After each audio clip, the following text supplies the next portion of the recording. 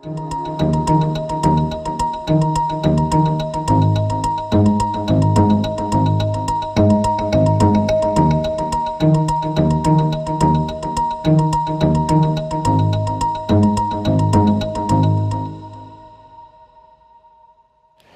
Shum is a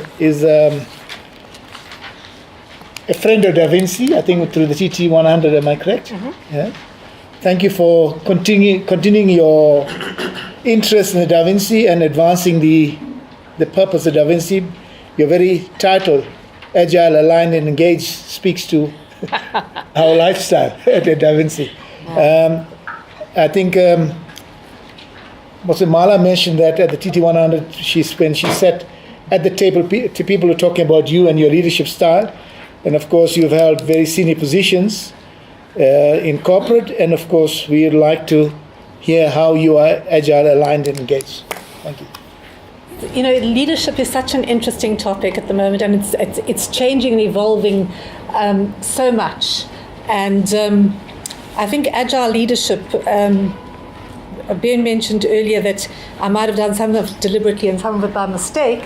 I'd like to say that it wasn't by mistake, but it's also the way that I think that my leadership has evolved over years, and also the people that I've worked with who've influenced the way I've led. And I've been extremely lucky in some of the coaches I've had and the people who've given me good advice, and people who've given me bad advice, which is also teaches you a lot. So I thought I'd talk a little bit about the source of agile leadership, because we're an IT company, and I think that, you know, agile has really come out of engineering and mathematics and into IT, and then from there into more general leadership.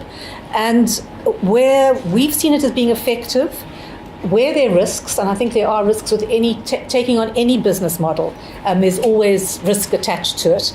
And then where we've implemented it at Axis a little bit, and, you know, I'm happy for it to be interactive. I don't feel resolved to say everything I've put together, so it's a matter of, you know, how it all works out. And I think that every time I put together something like this, my husband always says to me, why don't you always just give the same speech like Clem Santa? Scenarios. And, you know, I think part of what I try to do when people ask me to talk on a particular topic is to grow and develop and research and do more and say, what part of it have we actually developed ourselves, and what part of it is really a methodology? And when you talk about Agile really is I think a lot of people who are working with Agile, particularly in the software field, talk about it more as principles and beliefs than a methodology. And it's becoming a methodology, but it's really about inculcating those 12 principles, I think, that started with Agile, and then looking and saying how it works for you and how it doesn't. So I think at the end of what we're looking at, and I started life as a programmer, and when I don't think I'd heard of things like the best methodologies back in the day, but I was lucky enough to be involved with companies where we were really trained on how to put together a good program. And I worked with Waterfall, which is that cascading method where you start with a business, with really an analysis, and then you program, and then you implement, and then you go back to square one again. And when I talked to my development team about what are we really doing? How are we working? And immediately everybody said hybrid. We use a bit of Agile, we use a little bit of this method, that method. But in part of what we're doing and trying to get stuff out faster, because speed is a huge part of being Agile. Speed to market, reacting quickly, getting things done in a time frame that makes them meaningful when they hit the marketplace. And like every company, we've got problems. We were under-resourced for a long time, trying to get the right people in place, and still keep those methods working and keeping them effective has been extremely difficult over the last few years. And then you can see that as people start to work together more effectively, become more collaborative, work in teams, and Agile teams, they say the optimum size for an Agile team is 5 to 9 people. Fits nicely into that Japanese model of never managing more than 8 people at a time. But having that and we've talked a lot today about collaboration. And one of the things that I've seen most in that whole working in an agile way in the software area is accountability. And accountability is about, if you're the developer and you've got a QA who isn't or quality assurer, isn't bringing you back tested code fast enough, that you don't throw up your hands and say, well, that you actually collaborate at a level where everybody is accountable and you help other people become more accountable. And I think that's really where Agile has a real strength. It's delivering small kernels of working code in the software area quickly and not waiting months and months and months before you find out that you've gone in completely the wrong direction. And that aligns very neatly with running a business. Because if I look at some of my early days of running IT departments, where we would spend 6 to 8 months testing something and trying something out, and the whole hypothesis was wrong at the beginning. And this, again, in Agile, the iterative way of working, where you create a problem, look at it, create the hypothesis, start to test against it, and then only put something out that you're going to start really working towards, is again part of being an Agile developer and translates neatly into being an Agile manager. So when you look at things like sprint and daily scrum, has everybody heard these terms? Yeah, I guess. Scrum. Athletics. Yes, absolutely. And so important as to how you put it together. And, one of the big things is with sprint was the stand-up meetings at the beginning of the day. We all stood up for 5 minutes. Everybody saw my shoes. There's no ways I'm having stand-up meetings for 15 to 20 minutes every morning. It's crazy in high heels. So we sit down for our meetings, but there are a lot of those kind of quick, have we done what we were supposed to do today? Or planning for today, did we do what we were supposed to do yesterday? Which is also part of Agile. So it's keeping things on track all the time. And I think that's where a lot of businesses fall down. You have a strategy session at the beginning of the year, and then you talk about strategy then, and then a year later you have another strategy session and you say, what did we do and what didn't we do? Strategy needs to be part of your DNA. It needs to be something that you're talking about all the time. So some of the things that we've done in our development team, which I think we're starting to do in the rest of the business, is that every single morning between 10 and 10:30, it's open door in the development office. 10 to 10:30, anybody can come in to discuss a problem.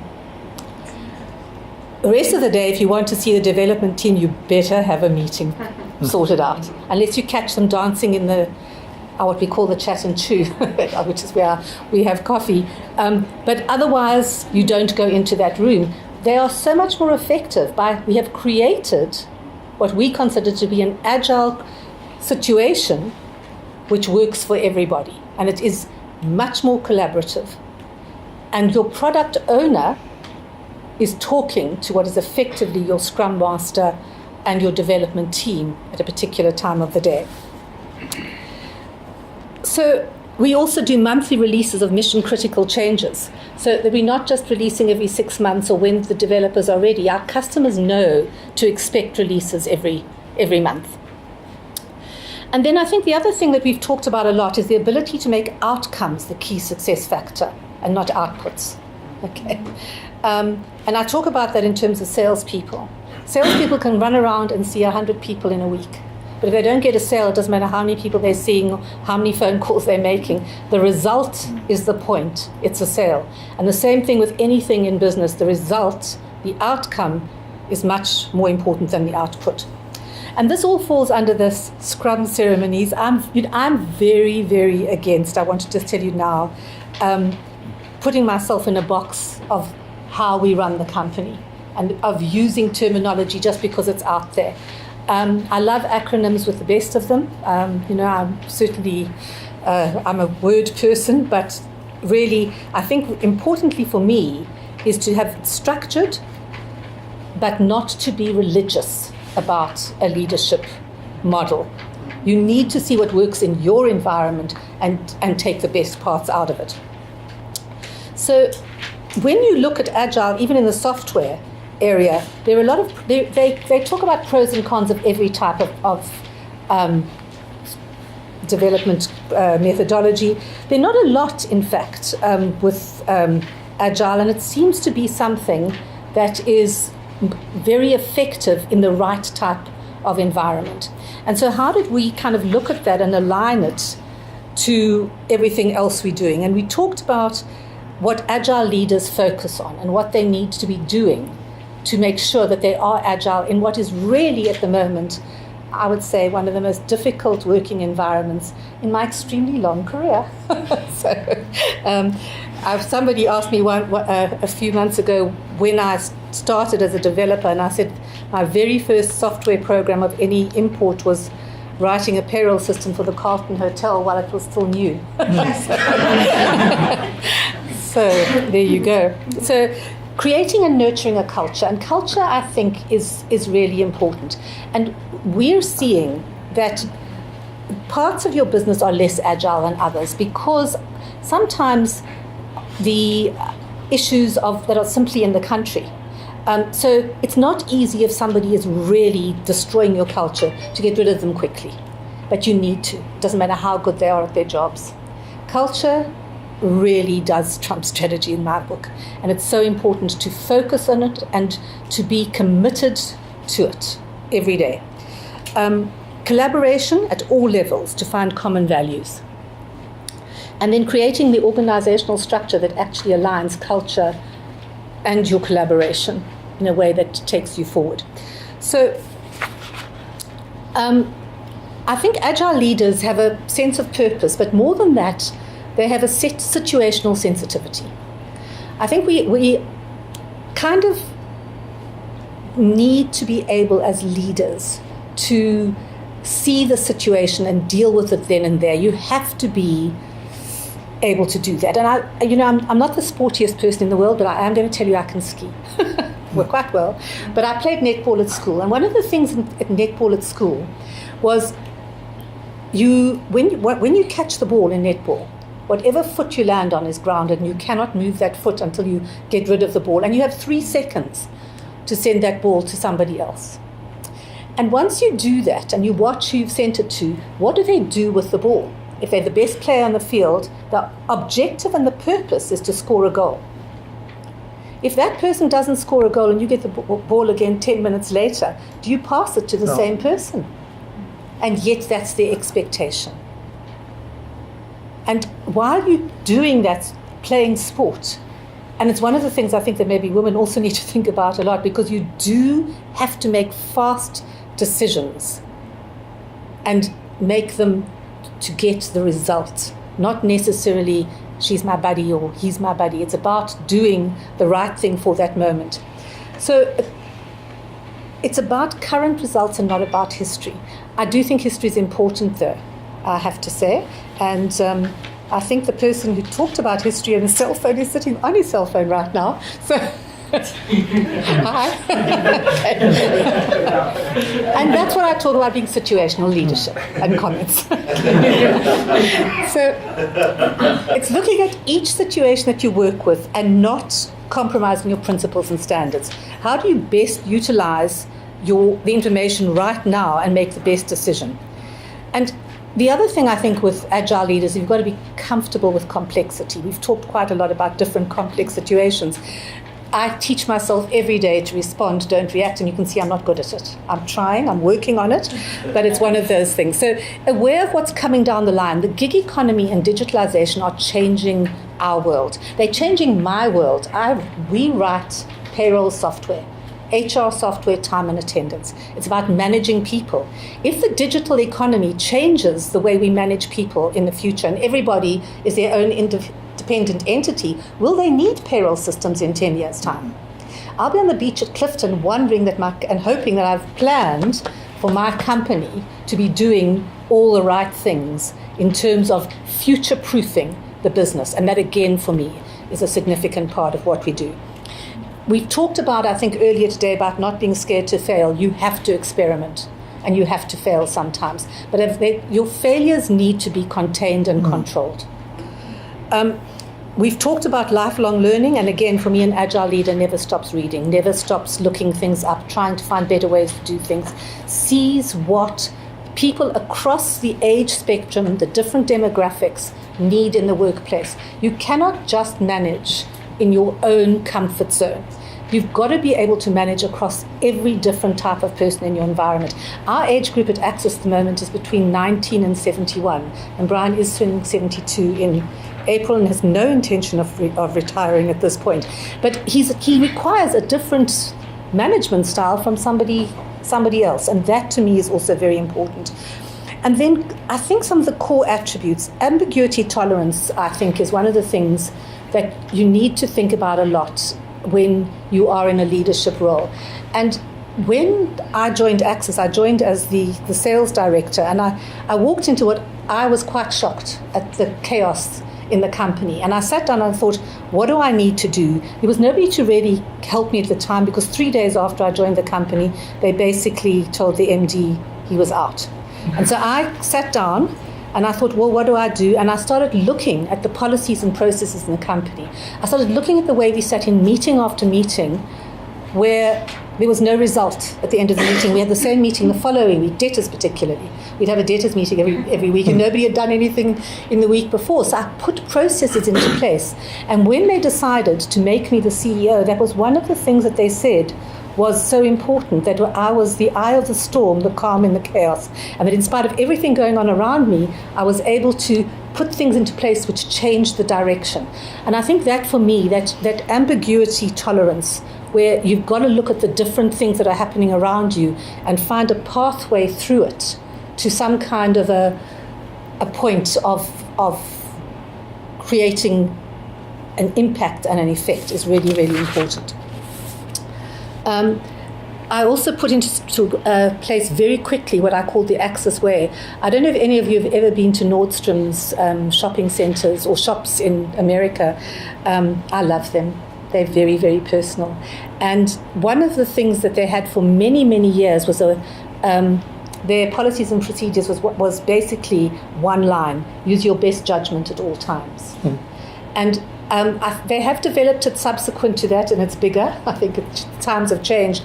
But I think that's part of creating those kind of feelings within your staff, that level of engagement where they feel that they are empowered and that they're part of it and that they're working as a team. And when people are collaborating at that level, you don't have to manage and control all the time. However, if you are a managing and controlling type of person like me, you do that anyway, but you hope that at the end of it they pick things up and move on with them as well. Emotional resilience, you need a lot of courage to be in leadership today, I think. And we talked about, I think earlier, about everybody being their own leader. You need a team of grown-ups to do that. And we need to start with grown-ups and teaching children to be grown-ups, our children, and if we're teaching children at school, that accountability is probably more important than anything else, and understanding when you are responsible for something. We talked about creating the right energy, I think, earlier today, but I think critical thinking does, you need to be constantly self-assessing, self-evaluating. You've got to come into your company and say, what would somebody who bought your company today think about that? We've been sold 3 times in the last 7 years, I think. So we've had to do a lot of self-reflection as to how we run the business. And it's important to keep doing that, because I hope we won't be sold again for a long time. But while you're in that phase, you need to be, even when you're not being, you need to think about what would somebody coming into your business think about it? What would they change? And you need to think about that every day. You can't just get comfortable. I'm never comfortable, really. And then VUCA, I think today, I think about that all the time, being volatile, uncertain, complex, and ambiguous. I think VUCA is something that I live my life on. And I also align that with the TIPS model, because I think that having done TT100 for so many years now, we have thought a lot about how TIPS helps us focus on particular areas of our business and think about those areas of our business and work towards them being more effective. And I think a lot about how we make decisions. And decision making, I believe we've worshipped at the altar of strong decision makers for a long time.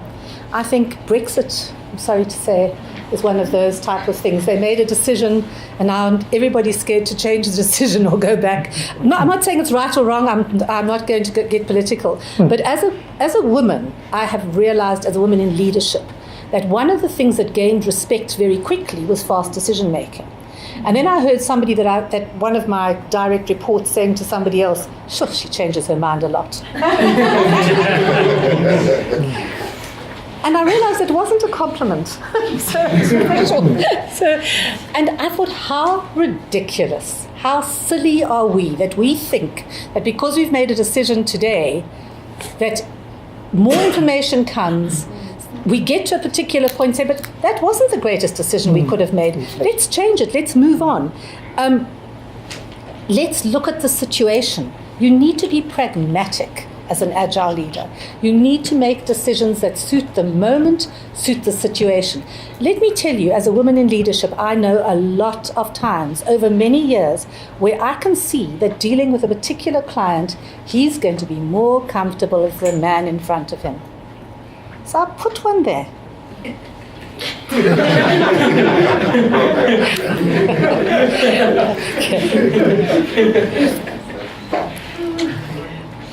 And we now are starting with agile leadership, trying to change that way of thinking, to change that I'm stuck. I've said we are going to take that hill in a military situation. And somebody says, yes, but if you take that hill, over the next hill, there's more problems. But I said we were going to take it, so we are. And people die. Maybe people don't die in business, but we lose money, we lose profits because we're too scared to change our minds. I'm never too scared to change my mind. Sometimes I do feel a little vulnerable when I can hear the mutterings in the corridor, but I cope very well with it. So I talked earlier about iterative methodologies, and I think that's a really important way of working. And it's something we try and test new ideas, new concepts against an iterative model, and to see whether it's something we can actually take to market, not just development, but also the way we relate to our customers, to customer experience, and those sort of things as well.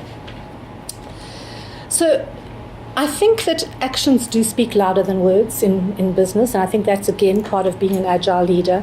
You need to be part of the change. You can't be outside of it.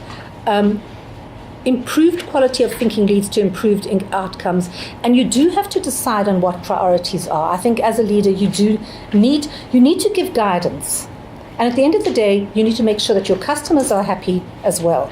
So it can't simply be about let's do what the team wants to do. There has to be direction. There has to be a strategy, and the strategy and what we're doing in terms of agile leadership needs to be aligned with that strategy all the time. So effective feedback that's open, honest, and respectful. We really do feel very strongly about respectability. I have to say, when I'm putting a speech like this together, I practice it in the car and tape myself, and a taxi cut in front of me, so I couldn't let anybody else listen to the tape this morning. So there was a disrespectful moment there. But what we have done in the business in terms of improving effective feedback is giving people different ways to feedback at different levels of the business. So instead of having appraisals, we have what we call expectations. At the very beginning of anybody joining the company, we sit down with them and we talk through what their expectations are of their role in the business. We tell them what our expectations are. And we continue to do that. In the first few months with the company, you're supposed to go through it 3 or 4 times at least. So we know that we're aligned with you and your expectations. That creates a better engagement with your staff. We also have employee and client surveys. Employee engagement surveys. Are people happy? We were quite shocked to hear they weren't very happy at the beginning of last year, and we had to work very hard at how we moved ourselves forward again, because there was a huge amount of uncertainty. We were part of Telkom for 2.5 years. It was quite a different experience. CEO breakfasts. Every staff member has breakfast with me at least twice a year in a group of 8 to 10 people.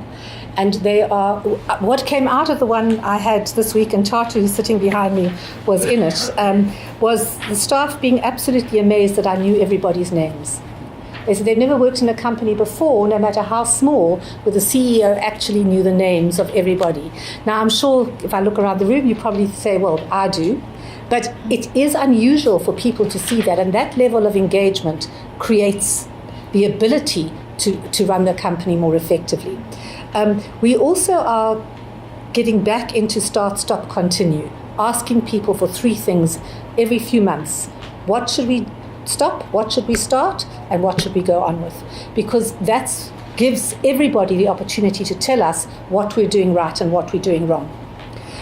People require meaning and purpose to make work fulfilling. And I think sometimes we forget that. Sometimes we forget that everybody has a life outside of the office. And again, being accessible.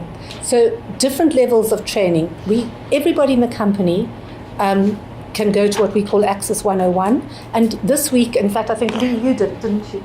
And it was on social media. Personal branding. So somebody else will talk about anger management, and we talk about different things that impact on how you relate to other people in the business, as well as training on our actual products and what we do in the business. Leadership is everywhere in the business. You've got to develop depth, I think, in leadership. And collaborative communities achieve more than individuals, and great ideas come from anywhere, and you need to find out people are scared sometimes to give forward their ideas. I think we talked about that earlier, that people are nervous. They shouldn't feel scared, so you need to create opportunities for people to share their ideas. And when they do, it's amazing. We've just done a whole EVP, Employee Value Proposition workshop. I think it was yesterday we did the final one, where a team of about 10 or 12 from all different areas of the business have sat down together and talked about what our employee value proposition should be. I think it's 14 or 15 pages of information about our core values and everybody, and we've explained our core values, or they have, so that they make sense to everybody. So in addition, for me, is to work among your people or be very visible. Now, one of the things of Agile is to actually get rid of offices. Does everybody agree with getting rid of offices and having pure open plan? Really? Can't stand it. But smaller offices and creating more meeting places and being in the open plan. I sit in the open plan quite not as regularly as I used to, but I do. I sit there and I listen and I help and I advise. And one of the things that I've learned to do is say, what can I do to help, as opposed to what can I do to take over? And so if I'm there, I can assist and work with people. One of the things that I don't know if any of you have heard of Bob Chapman, of Barry Wemmeler. He has put together this whole concept of truly human leadership. And one of his ideas is that it's a job for life. So if you join there, they'll never fire you, but they will coach you and mentor you and train you. Now, I do think that's a little idealistic, I have to say, but do look him up. I mean, it's a most incredible concept. The way that business is working is so effective. And I mean, I think they're in about 30 countries, and it's an incredibly successful business, all built around this. We are all human beings. We are not resources. We are not human capital. We are people. And I think that's something that sometimes we all forget, is that we talk about resources rather than people. And then one of the other things I think I heard sort of touches on this during the previous talking, but stop moaning and complaining what is wrong. Management meetings sometimes become moaning about your staff meetings. My view now is, if you're moaning about a staff member, tell me what you're going to do to fix it. So if somebody never gets their reports in on time, go and sit at his desk and help him get his report together, because next week it'll be easier. Or bring him into your office and make him do it in front of you before the deadline, whatever it might be. I talked to somebody I know quite well, who headed up 3 private girls' schools. And she talked about, she had an amazing guy who was incredible with ADD students. And Lynn said, yes, but all the other teachers didn't like him because his reports were always late. And she said, but you're not as good with ADD students. That's his skill set. And to constantly be looking, it's one of the conversations we often have, is how important is admin over a real delivery of a skill. Sometimes you have to give people admin people. People in the audience who report into me don't even think about it. But sometimes you just have to. Okay. And empower, don't manage. Ask how I can help. Be a short-term emergency fixer by putting the right people together, not doing it yourself.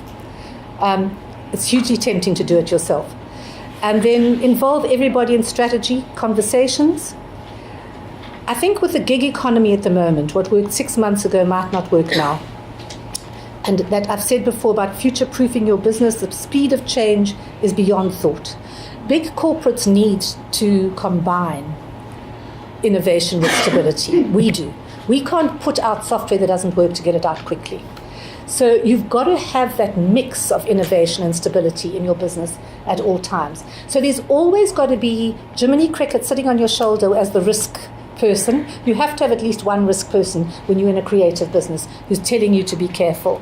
And then you can start mitigating that risk with that understanding in place.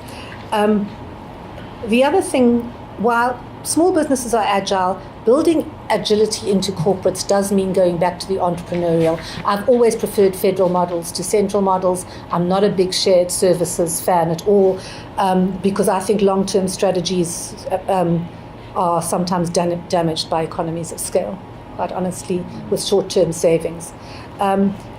We've seen businesses who've implemented all the right stuff, sprint meetings, CEOs sitting with the staff. Meantime, they were centralizing everything, disempowering everybody, and those businesses tend to fall over quite quickly. So because if one side of your plan contradicts the other, it's never going to work. It feels like a patch job rather than being foundational, and it leads to changes not being embraced by the management and the teams. So when you want to change models and put something like Agile in and entrench it into the organization, you can bring in management consultants. Management consultants tend to be resented by line management, and the cooperation that you get is not what you might expect. And when the management consultants leave, frequently whatever they put into place just falls away.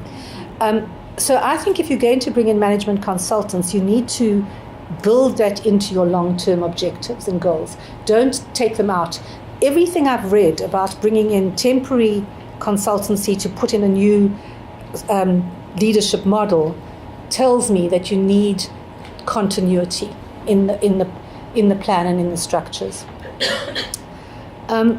So we, in fact, with change management, we are training everybody in senior and middle management on change management on a monthly basis. Now we have change management training because change is continual, and we are introducing things like start, stop, continue into our change management so that we can understand how to do it better. Because I think again, these things need to be entrenched into your business. There is too much that I can see of somebody coming in with a bright idea, swooping in, bright idea gets implemented, and 3 to 6 months later it's gone. You've got to follow things through, and you have to plan ahead to start off with. Every meeting that you do should have an action plan unless the meeting is an end in itself. So when I look at Agile leadership, I look at situational awareness, empowerment, the customer perspective and the customer experience I think are absolutely critical. Speed, collaboration, open communication. And one of the things we've discovered about open communication, it's no good telling people what you think and what you want to hear. Communication has to be bi-directional. It has to be listening as well as speaking. And also ensuring that people understand. As the same headmistress I was talking to about the way people work was saying to me, there's a guy that comes out from Australia to train teachers here, and in classrooms he stops the lecture every 9 minutes and says to the people, to the students, talk to each other for 2 minutes and tell each other what you just heard.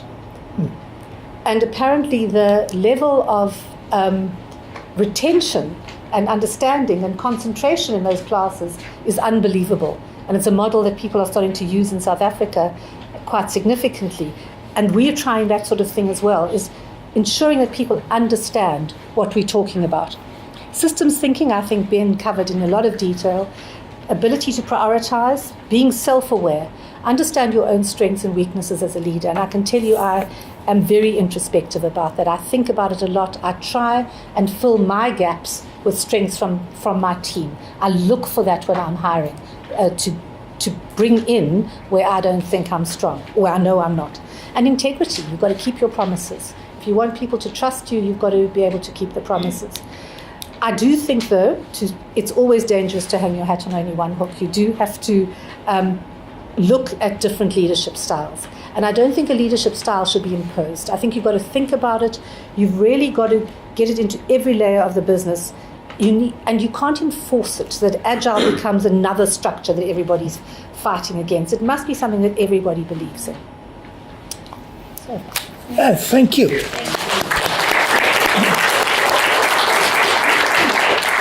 Thank you very much, Jill. And a little puzzle for you. Thank you.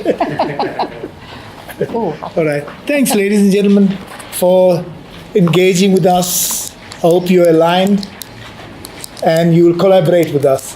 And I hope we've made you curious and we started your journey of curiosity. So we'll meet next month around this time again. Thank you very much.